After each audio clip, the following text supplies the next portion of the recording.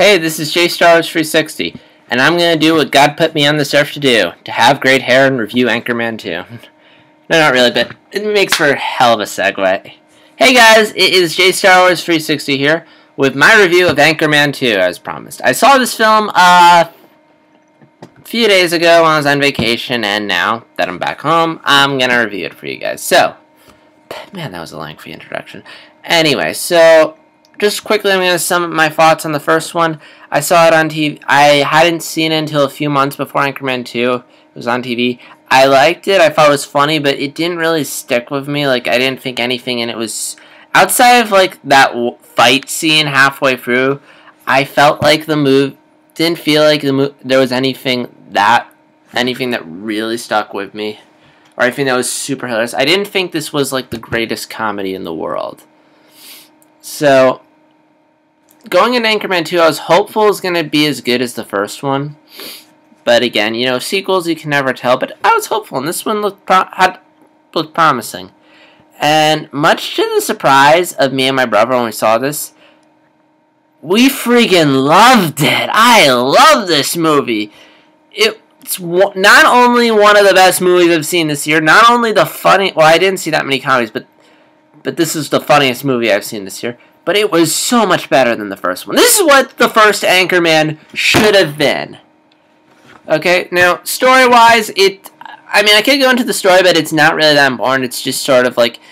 I mean, the plot is that Ron Burgundy, after many years, is asked to help be a broadcaster on the global news network, which is going to be this 24-hour news network, which back then was brand new in the time the movie takes place.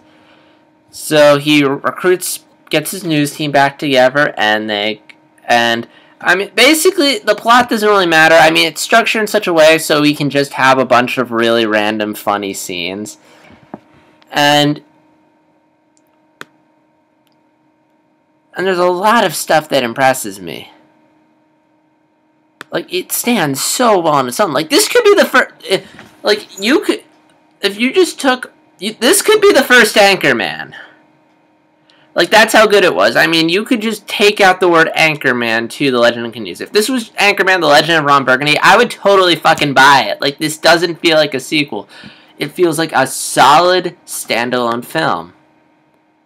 I mean, you don't even have to see the first one to get it. I mean, there are certain things you'll get and appreciate more if you've seen the first one.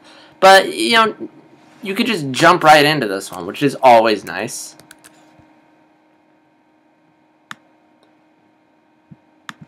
And now it won't have you laughing all the time, but but whenever it has a joke, it usually works. It'll either get you laughing kind of hard or really hard. And the audience I saw this with was really dead. I mean, they're kind of laughing, but they should have been laughing their heads off. Me and my brother were just loving this movie, laughing our heads off. And maybe if I saw it when it first came out, I don't know. Because we saw it like the week after it came out, so I have no clue. Maybe everyone was off seeing American Hustle. Yeah, because there was a line, people waiting in line for like a premiere of American Hustle or something, which I feel bad for anyone who saw that movie. I've heard it's overhyped. Anyway, so anyway, jokes really work well. Thankfully, they didn't give away all the really good jokes in the trailer. I mean, I will admit that they did give away, like, if you've seen the second trailer, those are two of the funniest, they do ruin two really good jokes in that trailer, one of which is supposed to be kind of surprising, but it's kind of ruined by the trailer. It's the one involving the introduction of Steve Carell's character, which, again, if you haven't seen the trailer, good, but if you've seen the trailer, you know it's coming. It's still funny, but yeah, it was kind of ruined. But thankfully, they didn't ruin every joke. Thankfully, there are lots of funny jokes that I did not know about, which is always good. Also, thing I like is that this is a comedy there's actually a point to this movie. Like, it's not just comedy for the sake of comedy, like something like Despicable Me 2. Like, they're actually making legit points. Like, there's some great satire on the news. Like, you're gonna be laughing at the way Ron Burgundy is doing the news, and then you're gonna think about it, like, wait a minute, this is actually what the news does. So, really clever satire, which it was kind of there in the first one, but I feel like it's much stronger here.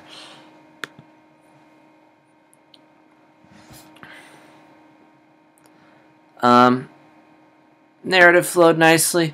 One thing that a lot of people have been claiming about was the fact that this movie went on a little too long, and yeah, the movie's about 2 hours, and in all honesty, there was enough material in here you could have cut this movie down and had enough for a third Anchorman. And yeah, I will admit, I do feel like that the movie went on longer than it did, but at the same time, the jokes were really funny, and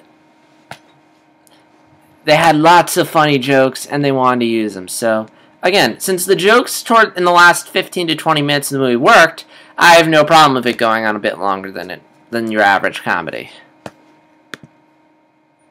But other than that, the narrative flows pretty nicely.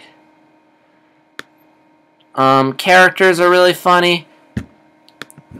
Particularly Ron Burgundy. Like, Will Ferrell owns it. I mean, one of my problems with Will Ferrell is it's not that he's not funny. It's that the problem is whenever he's acting, I never see the character he's playing. I just see Will Ferrell playing the funny character. Like, which, again, isn't bad, but it kind of takes you out of it. Like, even if he's trying, I just see Will Ferrell. Same thing with Steve Martin. I always see Steve Martin. I never see the character he's playing. But in Anchorman 2, Will Ferrell gets... See, how good he is? Will Ferrell gets so into this role that I completely forget I'm watching Will Ferrell give a performance. I just see Ron Burgundy.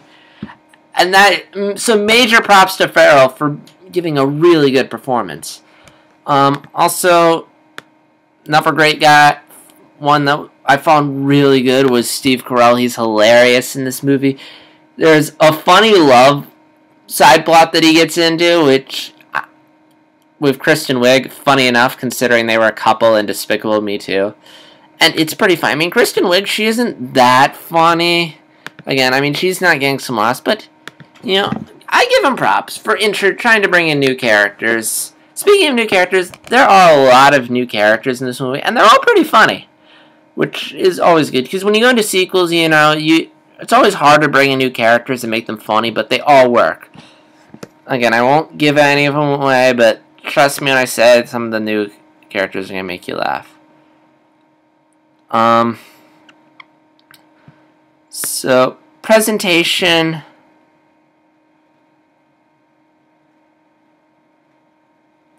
I mean, the only time I have a problem with the gags is... I'm going to have a minor spoiler here, so if you don't want it spoiled, just skip, like, 15 seconds ahead.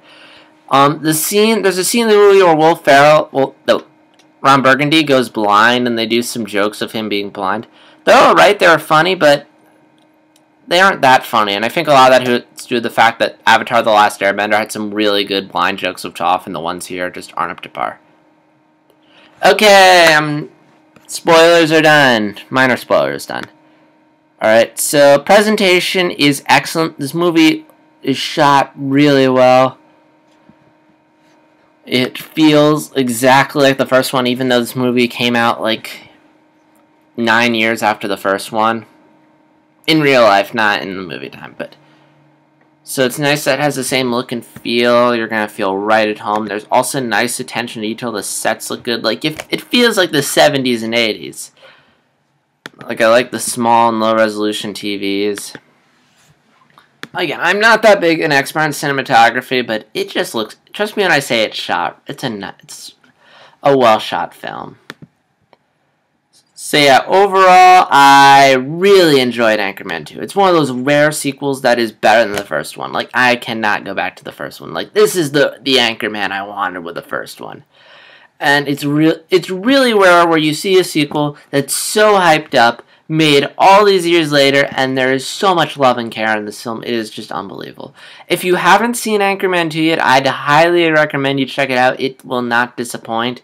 I mean, yes, it does go on along, but again, you're guaranteed so many laughs in this film. Like, shame on the world for seeing Despicable Me 2 over this film. Despicable Me 2 had a few funny moments, but it was so cash grab. It was so lacking in the heart that the first film had. This film ups the ante. I am going full on 8 out of 10. Great movie. I love it, and I'll probably see it again. So yeah. Now for this next part, I am going to kind of spoil the climax of the movie. So if you haven't seen Anchorman 2 and you don't want it spoiled, and you shouldn't, then don't watch the next few minutes of the video. Okay, so for those of you who are still here, you either have seen the movie or you just plain freaking don't care. So, as you remember, in Anchorman 1, there was a really funny scene about halfway through the movie where all the news teams get into this big epic battle, and it's really funny. And that was like the funniest part of the movie, even though Ebert said it was stupid. But I have a bone to pick with that scene. While it's funny, it's the funniest scene in the movie, and it's halfway through. And the problem is, after you have that really funny, over-the-top, ridiculous joke, you still have like a good 45 minutes left in your movie, and everything after that's just sort of downhill. So they brought it back in Anchorman 2, and I would get annoyed at them. I should hate them for reusing a gag, but I can't for two reasons. Number one is the fact that this is the ridiculous and over the top, and they are smart, and you have it be the final gag, which is really smart. I mean, again, end on a high note. So, because this is the high point, so it makes sense it'll be at the end. Also, they make it even bigger than the first one. Like,